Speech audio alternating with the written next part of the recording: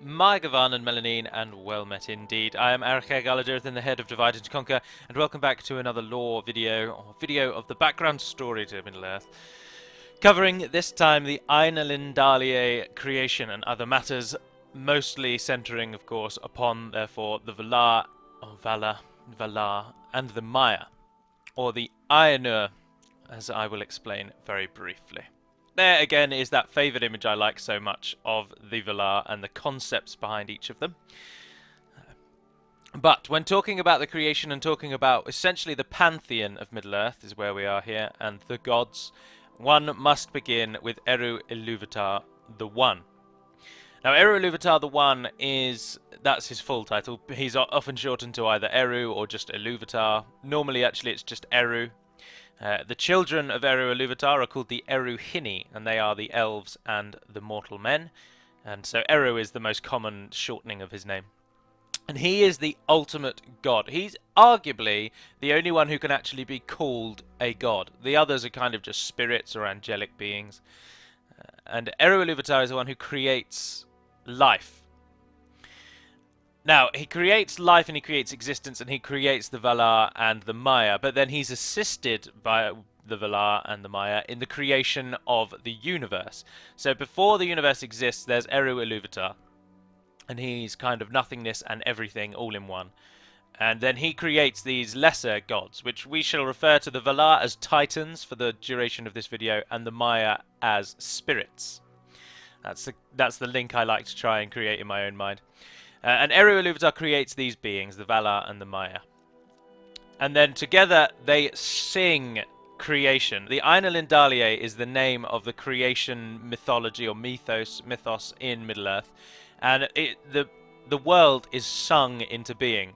And each of the Valar kind of adds a different aspect to the song, thus creating different things, as you'll see as we go on. So, for example, Yavanna, who is the Valar of kind of nature, the Titan of nature, we should call her, or we'll call the Valar gods, and then the Maiar spirits. That's a better linking. It's just if you compare them to the Greek pantheon, the Valar are kind of titans, and the Maiar are more like the gods. So, but anyway, Yavanna is obviously the queen of nature, and so her aspect of the song is all about nature and the trees and flowers and stuff like that. So the world is sung into being, and the world is called Arda.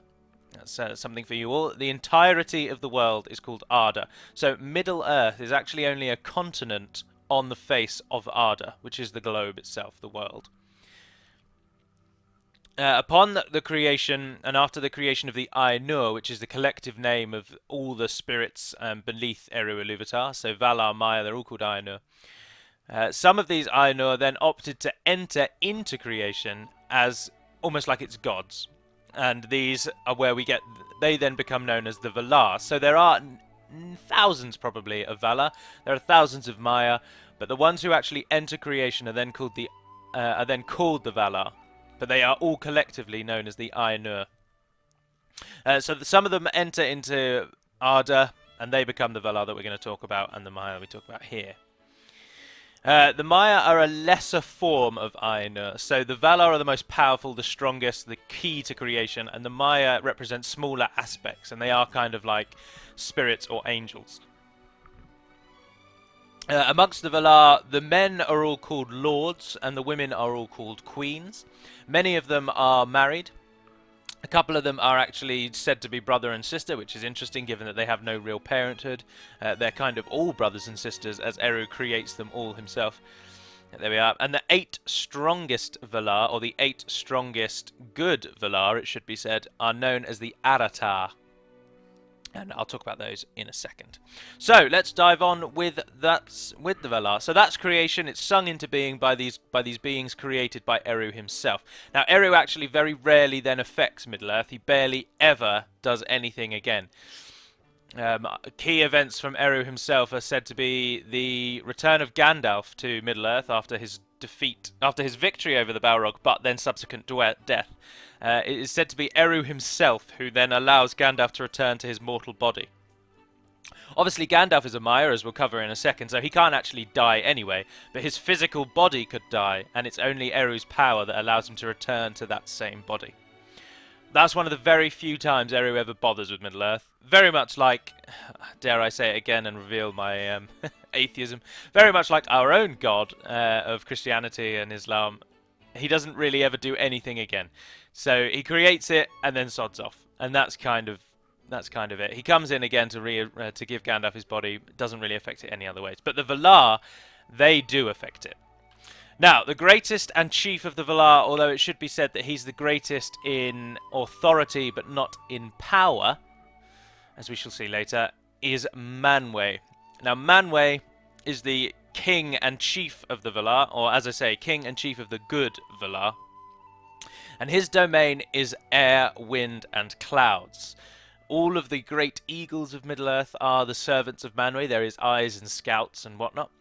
And he shares very close parallels to Zeus from Greek mythology, as he's kind of the king of the heavens. The thunder is at his command, the lightning is at his command, the clouds and the air and the wind are all his. And he resides in Aman, which is the continent to the west of Middle-earth until it is removed from the sphere of the earth altogether. And he lives at the top of the mountain called Taniquetil, and that is his domain. That's where he resides. And he, as I say, is the chief and greatest of the Valar in authority. He has a great hand to play in the creation, along with the next two as well. The next Valar is called Ulmo. Now, Ulmo is the Lord of Water, and he, alongside Manwë and Aule, are the three chief architects of Middle-earth and Arda itself. But Ulmo is the Lord of the Water. He has no fixed dwelling place, as we'll also see a little later on. He has no spouse, but I'll talk about all the spouses later. In the image there, that is Ulmo coming before Tuor, who is the grandfather of Elrond and Elros, and he is instructing him to head off to Gondolin and play a part in the timeline of the First Age. But Ulmo is essentially the sea and the king of the sea all at once. So he kind of is the entire sea, and he's also the lord of the sea. But as I say, he has no fixed dwelling place, and there are obvious and glaring parallels with Ulmo and, of course, Poseidon from Greek mythology. Next up, as I say, is Aule, who is the chief smith of heaven and the lord of physical earth. So if Ulmo is the water, Manwë is the sky, then Aule is the earth itself, Terra, the actual substance, not the globe, the world, the orb that is Earth. He's more the physical Earth that you walk on beneath your feet. He, of course, is also the creator of the dwarves, and therefore he is their personal deity, whom they revere above all others. Because despite the fact that Eru Ilúvatar is the one who gives all life to all things, each of the races kind of has their own god that they look to more so than others. It's only really humans who actually worship Eru himself, whereas the elves kind of go for Varda and the dwarves kind of go for Aule. So they each go in a different path. But Aule, of course, as I say, is the chief smith of heaven as well. Creates a great many things, and there are links between him and Hephaestus, the smith of heaven in the Greek pantheon. In the image there, Aule has just been commanded by, I think it's Eru himself, to destroy his creation, because only Eru can bring life to something. But as Eru sees that Aule is actually going to destroy the dwarves, then Eru brings life to them, and they plead him to stop. And he does, and the dwarves are created. And as you can see there are 7 fathers of the dwarves. You can learn more about those in the Dwarven video. Okay, next up, and one of the most interesting of the Valar, in my opinion, is Orome. Now, Orome is the chief hunter of the Valar, and kind of like their scout. And he is the Valar who discovers the elves at Cuiviénen. And he reports back to the rest of the Valar of their existence, and he then leads all of the elves on the great journey. Well, those that decide to leave Cuiviénen, he leads them on the great journey. Now, Orome is also famous for his horse, which is known as Nahar, and is said to be the father of all the Meras.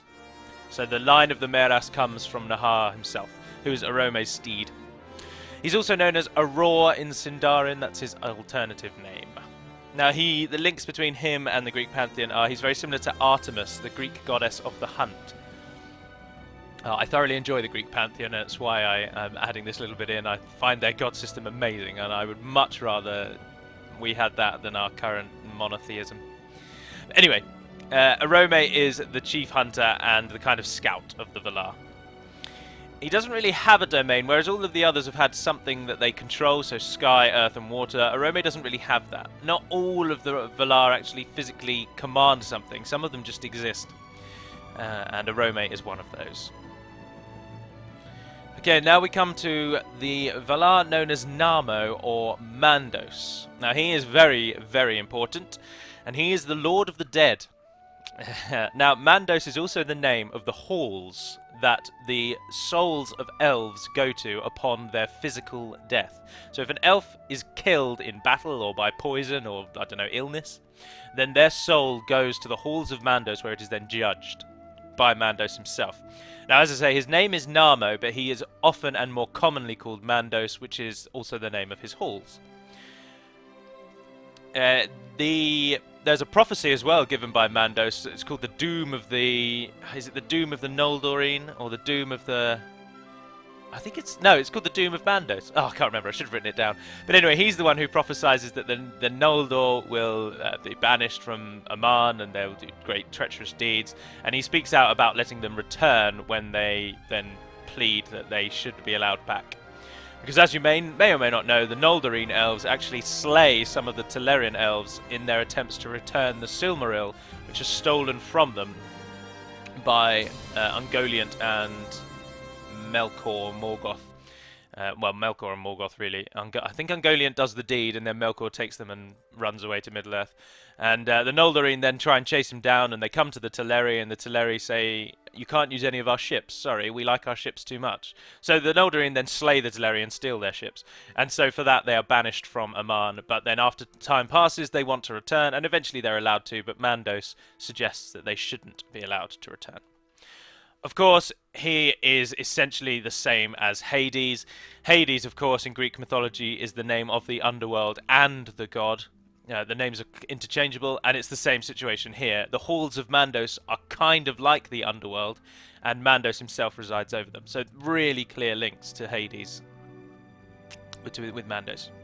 Now, Mandos, together with a man named Ermo or Lorien, are known as the Fianturi, the Masters of Spirit, or the Masters of Spirits. And this is because Mandos obviously is the keeper of the spirits or the souls of the departed, and Lorien is the Lord of Visions and Dreams.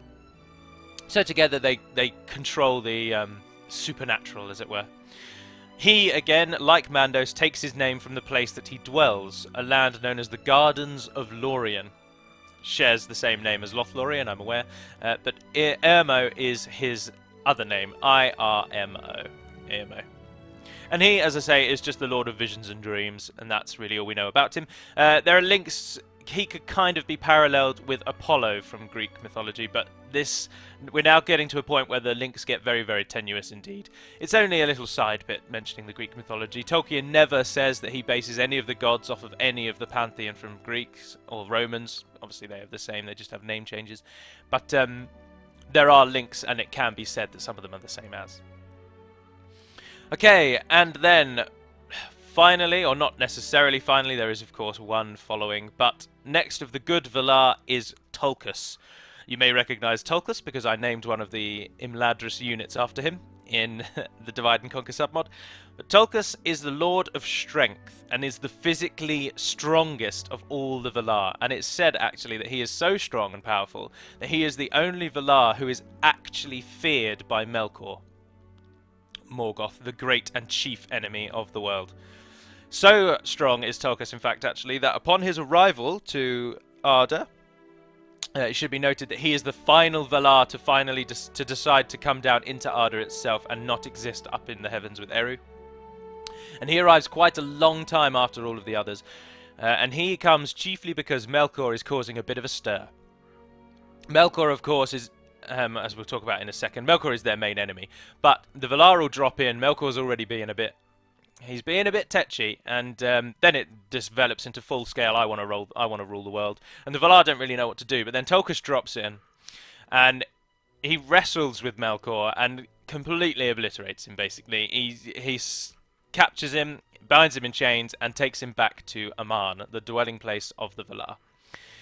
So Tulkas is the strongest of all the Valar, and of course links with him are with Ares. Ares is actually the god of war, whereas Tulkas is not a god of war. There is no god of war in Middle-earth, but Tulkas is the closest that we have to that, being the kind of god of strength. And then finally of the Valar, and the chief and, as I say, greatest threat is Melkor, also known as Morgoth, the black enemy by the Sindar. He is the chief enemy, as I say. Most of us know of Lord of the Rings because of the films, Peter Jackson's trilogy, and then The Hobbit, where, of course, the chief enemy is always Sauron. But Sauron is only a shade in comparison to the power that Melkor had. Melkor is a Valar, Sauron is a Maiar. Melkor was the greatest enemy. Upon the Ainulindalë, or at the start with the Ainulindalë, Melkor sought to strive against the other Valar almost straight off the bat. So when this world was being sung into being, they tried to make it symmetrical. I don't really know why, but they wanted this perfect world. So Middle-earth is in the middle, there's a continent on the east, continent on the west, and everything is the same. So, for example, the Misty Mountains are supposed to be perfectly in the center, with the Red Mountains, the Oricani, and the Blue Mountains mirroring one another on either side. But Melkor strove to fight against this perfectionism that the other Valar sought to achieve, and he tried to wrought chaos through the song. That was his aspect of the song, was chaos, and that is why Middle-earth is not symmetrical. And the Red Mountains are really far away, the Blue Mountains are off to the side, Misty Mountains don't fall in the middle, and there are other breaks-ups and dissimilarities all over the shop. Now, Melkor, the reason he is evil, like most backstories to evil people in almost everything, is because he wants to rule the world. He sees what the Valar create in the Ainulindalë, and he's like, I would like a slice of that. In fact, I should like all of that. He knows that Eru Ilúvatar's not going to try and take control of it. It's going to be a playground, essentially, for the Eruhini, the elves and dwarves and men. The dwarves aren't Eruhini, sorry, they're, well, if you like, Orlehini. But anyway, Melkor sees the world, and he wants it. And that's where the evil stems from. He wants to rule the world. He wants physical dominion. Whereas Eru kind of spiritually rules the world because he's the reason it's there, Melkor wants physical dominion of the world. Like a king. Like a greedy king, basically. He wants to look out over the world and know that he controls everything and everyone in it. And that is his backstory. And he is also a Valar, as I say. So that's where he gets his power. Now, if you're wondering who the man chained up behind him is, that is Húrin, the father of Turin and what's she called? Nienor? I want to say Nienor? I can't remember her name. But he is the father of the people who are the main characters in the novel The Children of Húrin, or Nan I Hin Húrin. And he's there chained up behind Melkor as punishment, basically. He gets captured by Gothmog, the Lord of the Balrogs. We'll talk about that in a second. And he gets taken to, is it Angband at the time? Thangorodrim. Thangorodrim is the name of the mountain above Melkor's stronghold. And he gets either chained to the mountain itself or put on a seat from which he can't escape. And Melkor punishes him by allowing Húrin to see all that Melkor sees, and thus Húrin sits powerless as Melkor descends upon his children, Turin and his daughter. I'm sorry, I've forgotten her name. And Turin and his sister, their story is one of great woe. Spoiler alert, both of them die. And Húrin is forced to watch this entire story play out. And that's his punishment. He is eventually released from Thangorodrim, and he dies a broken man at the end. So that's Húrin behind him. Now, as I say, the men of the Valar are called the Lords, and the women are called the Queens. And the chief and greatest queen is known as Varda. She's also known as Elbereth Gilthoniel in Sindarin, and she is the most revered Valar by the elves. And this is because she is the queen of the heavens, queen of the stars. The stars are there because of Varda. And the elves were all laid to rest on their back, minor strange little technicalities like this.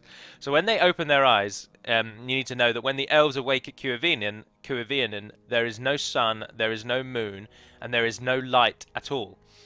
Varda therefore creates the stars so that the elves will be able to see when they first awaken. So when they first awaken, on their backs, the very first thing they see are the stars above them. And from that point, ever onwards, all elves revere the stars, and therefore, by extension, Varda herself. She has close links to Hera in the Greek mythology purely because she is the wife of Zeus, and in Middle-earth, Varda is the wife of Manwë. But as I say, there'll be a separate screen in a moment to talk about who's married to whom. So that's Varda, queen of the elves, if you will, queen of the stars.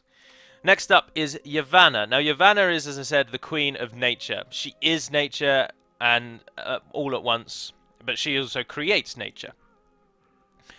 She is known as the queen of green earth and fertility. So where Orlier is the lord of physical earth, Yavanna is the lord of the green earth and everything that grows upon it. She creates plants and animals and all manner of beings in the Ainulindalë. She also creates the Ents. Now this is a little bit of a twist in the tale because Eru Ilúvatar is the only one who can give life. And most life is given in the Ainulindalë.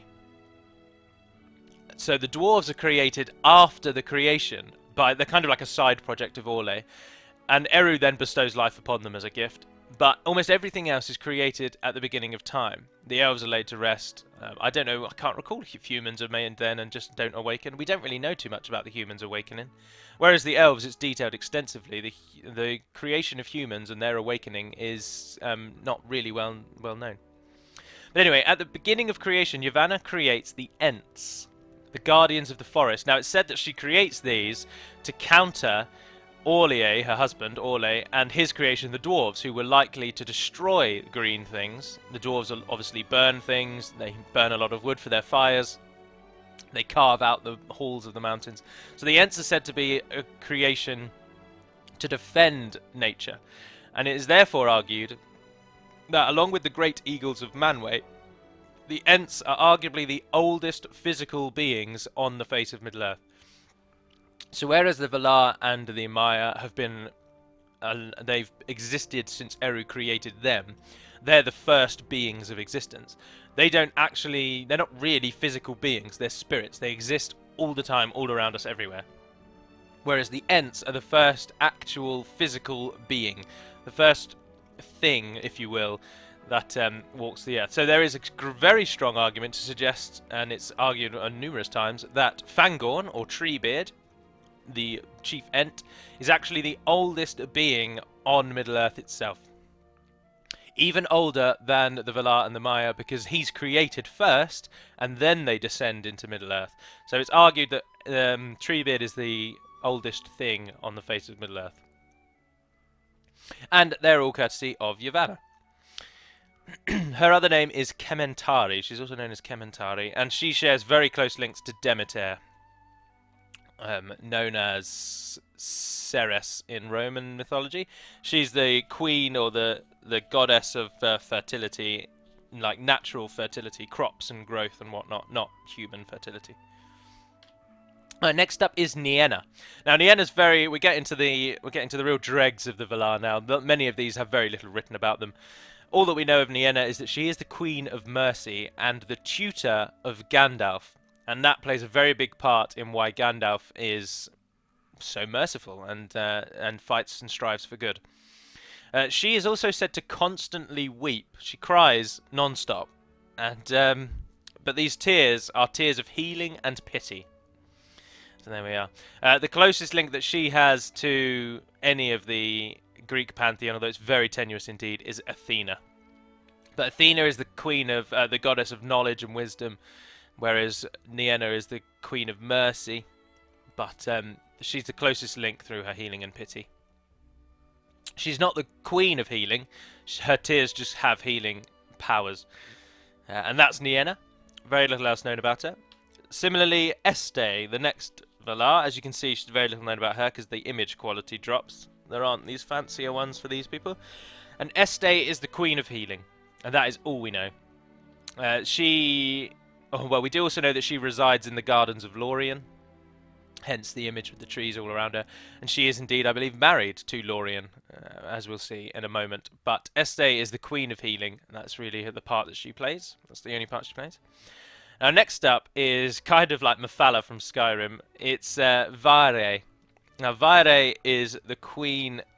Well, she's called the Weaver because she is said to weave every single story and plot line of the entire world. She weaves them into these tapestries, and then they're draped over the walls in the halls of Mandos. So, kind of like the all-knowing. She's a strange character. But again, other than the fact that she's married to Narmo Marandos and she weaves these tapestries, the kind of like the fates of the world, that's all we really know about Vaere. Second to last is Varna. Now, Varna is very, very, very closely linked, if not exactly the same, as Aphrodite. And this is because she is basically the Queen of Beauty. She's also the Queen of Blossoming Flowers and the Ever Young. But by extension, she's the Queen of Beauty. She's said to be, by Tolkien, perfectly beautiful. And that's, again, all we really know about her. I'll talk about her husband in a moment, but that's Varna. She's the Queen of Beauty. She very closely linked to Yavanna, because whereas Yavanna is the queen of kind of all nature, Varna is the queen of just flowers and beauty in nature. And that's Varna. And then finally, we have the sister of Arome, Nessa. Nessa is known as the Dancer, and she is the fastest and most agile of all the Valar. It's said that she's able to outrun any creature in existence. So she's very fast. And she likes dancing and enjoys frolicking around in the fields and whatnot. She's also very fond of all light-footed animals, such as deer and rabbits and things like that. But she's not directly their queen or their creator, but she's just fond of them. And she's similar to Hermes purely because they're both very, very fast. She doesn't act as a messenger in any way, whereas Hermes, of course, is. And that is all the Valar. So we come on to then to who is married to whom, as I say. Now, Melkor and Ulmo don't marry anyone, neither does Nienna, because she's probably very, very hard to be around as she cries all the time. But Manwë and Varda, the chief of the queens and the chief of the kings, or the chief of the lords, are of course married. So Manwë, the god of the sky, wind, thunder, lightning, clouds, air, and Varda, the queen of the heavens, so kind of like the night sky. That's where their link comes. Now, Orle and Yavanna are an interesting one because they're kind of polar opposites. Orle would destroy nature to create things, and Yavanna would destroy things to create nature. So they're said to balance each other out. Tolkis marries Nessa. Nessa, of course, is the dancer, and Tolkis is the god of strength. They're just married. There's no real link. Varna, the queen of beauty, marries Arome, the hunter, and the chief huntsman and scout of the Valar. There's their little link. Mandos and, as I say, Vaere are married. Mandos, her tapestries cover his halls. There's their little link. And finally, Lorien and Este, the queen of healing and the lord of dreams and visions, are married. So that's the Valar. Now, and the name as well, I apologise, I say it so differently every single time. There's Valar, Vala. Valar is probably actually correct, knowing Sindarin, but so I should say Valar, really. The name for all of the Valar is V-A-L-A-R, and the singular is V-A-L-A. So Vala and Valar is probably actually the better way of saying it. Valar is all of them, and Vala is a single one. And similarly, the Maiar, M-A-I-A-R, Maiar, means all of them, and Maiar means a single one. And the Maiar now are the chief topic as we continue on. So the Lords of the Valar, those you see before you now, they cover the major aspects of creation. They sing all of these things into being. Melkor brings chaos, Manwë brings the skies, Varda brings the stars, Orle brings the earth, Yavanna the trees, etc., etc. But the Maiar themselves are then smaller aspects of these larger things. Now, not all of them are. Some of them we only know because of their roles in the Third Age. Some of them we know directly as aspects of things, and I'll talk about that as we go on. So the first Maiar to talk of is Ainulindalë, whom you will all know as Radagast the Brown, one of the 5 Istari, and the lesser of the 5 Istari, or the lowest. He is also he is one of Yavanna's people. Now this is a way that Tolkien ascribes each of the Maiar to a Valar above them. So it directly affects their personality and their traits. So because Radagast, Ainulindalë, is Yavanna's people, he therefore reveres nature, so much so that he completely stops trying to save Middle-earth, falls in love with nature, turns into a hermit and disappears from the story altogether. So that's the link he has, that's all he really does. And there, of course, are the images, my favourite being either the one in the middle or the one on the right. I like the more natural look of him. I don't like the film's version of him, but who does? Next up, of course, is... Oh, not of course, but next up is Alatar. Obviously, as many of you know, we know nothing about Alatar nor Palando. It's suggested they either fail their mission in the east to curb the strength of Sauron, or they succeed and far less troops actually come to Middle-earth because of their successful campaign. We don't know whether they die, we don't know anything about them other than their names. And interestingly, their names are copyrighted and were not allowed to be used in the Hobbit film, and that is why Gandalf says, you know, I've completely forgotten their names. It's not because they don't have names, it's because the film wasn't allowed to use their names, which I think is very funny. But Alatar we know nothing about, save that he came from Orome's people, so he's likely to be a wanderer, as that's what Orome is. He's also supported by Palando, as I say. Palando is also of Orome's people, and links into why they both wander off to the east and are unheard of. Next up is a very interesting Maiar, and she's called Arien. Now, Arien is of Varna's people, the Queen of Beauty and Blossoming Flowers, and when she has a physical presence, she tends the tree of Telperion. Now, there are two trees in Valinor. So as I said, that when the elves awake, there's nothing in the sky save the stars. There's no sun and there's no moon. At the time, light in Middle-earth comes from two trees in Valinor, in Aman, and they are called Laurelin and Telperion. And each of these trees acts as the sun and the moon. So one of them gives off a great silver light, and one of them gives off a very bright, pure, yellowy white light. And so they're kind of like the sun and the moon. They light up the whole of Aman.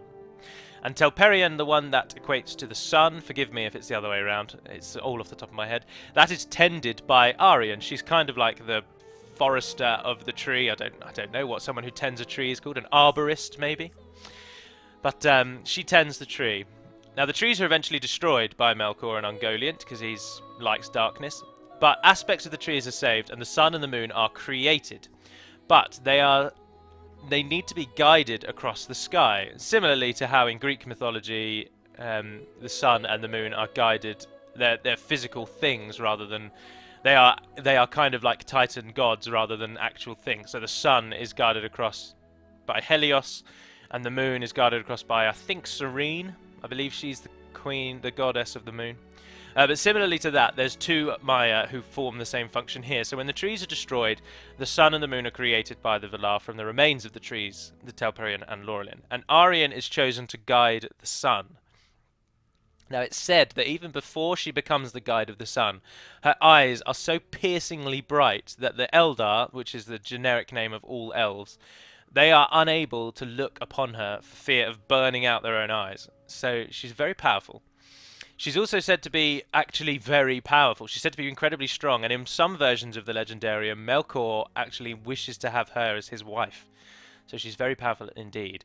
But she is selected to guide the sun, and she sheds her physical form and becomes a naked flame that burns across the sky with the sun, guiding it on its path. And that is Arien. So all at once she is the sun and guides the sun, kind of at the same time. Paradoxical, but there we are. Okay, next up you will all know is Saruman, or Kuramo is his original name. Now Kuramo is of Orlais people, so he is a creator, and that is shown through the books and through his path. As he seeks all things of creation, he creates his own stuff. He wants to get the rings because he's very, very fond of the kind of creation behind them. And we all know what happens to Saruman. He turns bad, and he's eventually killed. His physical form is destroyed by none other than Wormtongue. He is stabbed on the very doorway of Bag End. Stabbed in the back. And his physical form is destroyed, and he goes off to wherever Maiar's spirits go when they've been bad, and they're not allowed back to Valinor. And that's Saruman, as I say, is of Orlais people. Very, very useful to know that, because Sauron is also of Orlais people, and it explains a little bit to the brief alliance the two share. Next up is arguably the chief of all the Maiar and the greatest of the Maiar, and that is Eonwe. Now, Eonwe is the herald of Manwë, and he leads the Valiant assault on Melkor in the First Age. He comes with banners blaring and the Vanyar, I believe, in tow. At the end of the First Age, at the War of Wrath it's called, and Eonwe leads this. He also brings Manwë's message to various elves throughout the past, and he's just a great fighter, really. He's the only one ascribed to Manwë, actually, that we know by name, and he is his herald. Hence the eagles in the background and the knightly image of him, because all we know about him is that he carries around Manwë's banner and he fights a lot. So that's Eonwe. Next up is Gothmog and all Balrogs. This you may not know, but now you will. The Balrog is actually a Maiar. He is an angelic spirit from the creation, taken the form of this demonic, winged, flaming beast. And the Balrogs all served Melkor in the First Age. They were his lieutenants. And chief amongst them all was Gothmog, who is pictured in the middle there. Looks a bit Daedric, like Skyrim Daedric.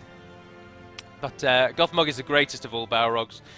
He is eventually slain by Ecthelion in the Fountain of Gondolin. I believe both of them fall into the fountain when they die. He's slain by an elf. An elf takes down a Maiar who is in that form. It's an astounding feat, and as I say every time, I am very uncertain as to why Glorfindel gets returned, but Ecthelion doesn't. Because Ecthelion takes down Gothmog, and Glorfindel just defends the rear guard of the retreat out of Gondolin, and Glorfindel takes down some Balrogs himself. Arguably, I suppose, Glorfindel is... Ecthelion stays to keep Gothmog off them, and then Glorfindel stays to keep the rest of the Balrog off, so they should both have come back. I don't know. Why does Glorfindel get favour and Ecthelion doesn't? More probably because Tolkien forgets about Glorfindel, creates another Glorfindel in the Third Age, and then it's like, oh, bugger. Oh, let's just make them the same person. That seems to be how they've kind of gone, how they've evolved. But anyway, so that's Gothmog. He is a Maiar, and all Balrogs are Maiar. Indeed, Durin's Bane, the most famous Balrog, potentially to the world at the moment, thanks to the films, is also a Maiar, which is why Gandalf can contend with it, and really only Gandalf can contend with it. There aren't any great warriors left by the Third Age. Maybe Elrond. Next up is Ilmarie, and another one we know virtually nothing about, so very briefly. She is of Varda's people, the Queen of the Heavens and the Queen of all Valar, and she is the handmaiden of Varda. And that's all we know about her. There's a image of her, apparently. Then we come to Melian. Now, Melian is very famous indeed, as she's the only spirit from Valar or Maiar who actually marries one of the Eruhini, the children of Ilúvatar, and that is Thingol of Doriath. Now, Thingol is the leader of the Telerin part of the Great Journey, but he stops in the forest of Doriath because he sees Melian frolicking around in a glade, and he instantly falls in love with her, and they kind of just stop still and stare at each other for ages. As odd as that sounds, that's genuinely what happens. And they just stare at one another, and then eventually they marry. And their daughter, Luthien, is said to be the most beautiful being of the entire history of the world, save perhaps Varna, the Queen of Beauty. And Luthien you may know, of course, from Beren and Luthien, the Tale of the Two. They're very, very famous, and their children eventually become Aragorn and Arwen through various passages. But Melian is a Maiar, and it's through her power that Doriath exists long through the First Age, countering the will of Morgoth, as the girdle of Melian, something she places on the forest, protects it from all evil beings. They can't find their way to the centre. I believe the city of Menegroth is the capital of Doriath, and it's a great cavernous hall, and it's said that Thranduil's halls in the Third Age are carved in the likeness of Menegroth. Menegroth, I believe, is the one that means 1,000 halls, because it's a vast cavernous structure underground. And that's Melian. So she exists on... She doesn't actually live in Valinor. She lives in Middle-earth. She eventually goes back to Valinor, spoiler alert, upon the death of her husband. And she weeps and mourns for him in the halls of Mandos. Okay, next up, of course, is Gandalf. Now, Gandalf's Maiar name is Olorin. He is of Varda, Manwë, and Nienna's people. He's very linked, very interlinked amongst the heavens. And it's Nienna's mercy that serves him in great stead, Manwë's knowledge, and Varda's sort of power that all come together to help Gandalf. And as I say, Gandalf's name is Olorin. So he's been alive since the beginning of time, the beginning of the creation. And upon the successful defeat of Sauron, he heads back to Valinor and remains there forever. And that's Olorin's story. Don't need to talk too much about him, as the films and books do it for you. Next up are Ossë and Uinen. Now, Ossë and Uinen are married, and they are both aspects of water. Ossë represents the coastal waters, and by an extension, sort of storms. And Uinen is just known as the Lady of the Seas. They're both obviously of Ulmo's people, because Ulmo is the god of the waters, god of the ocean. Now, interestingly, Ossë is, aside from the Balrogs, one of the only known Maiar to actually fight for Melkor. He gets drawn in with the allure of power that Melkor gives him, and he raises a load of storms in the oceans in service to Melkor. But his wife, Uinen, at the behest of Orlé and the other Valar, she calms Ossë, and he then becomes one of the greatest Maiar to the Sindar elves. The Sindar elves revere him as almost a god, because the Sindar are great seagoers. Indeed, part of a little group of the Sindar are known as the Falathrim, the coastal people. Círdan is their lord, Círdan the shipwright, and they sail the seas a lot. And as such, they kind of hope that Ossë doesn't bring them storms, and he calms the coasts for them. So he's very important to the Sindar. Uinen is just the Lady of the Seas, and she's got a very, very deep stare going on there, hasn't she? Very deep indeed. Alright, next up is Valar Maiar, who's only really named and mentioned once, and he's called Salmar, and all we know about him is that he is of Ulmo's people, and he creates something called the Ulumuri, which are the horns of Ulmo. They're actual horns that make a noise, and Salmar is said to be their creator, and that's all we know about him. And there's an artist's imitation of him. Then we come to Tilion, and Tilion is the counterpart to Arien. He is the guide of the moon. He is of a Rome's people and is known as a great hunter. And he gives up this physical form and takes upon the guide of the moon across the sky. It's also written that he's madly in love with Arien, and so he kind of chases her across the sky, and at some point he got too close and he's burnt by her power and the power of the sun, and this scars the face of the moon. But the moon doesn't seem to have scars, so I'm unsure if that one's a proper one.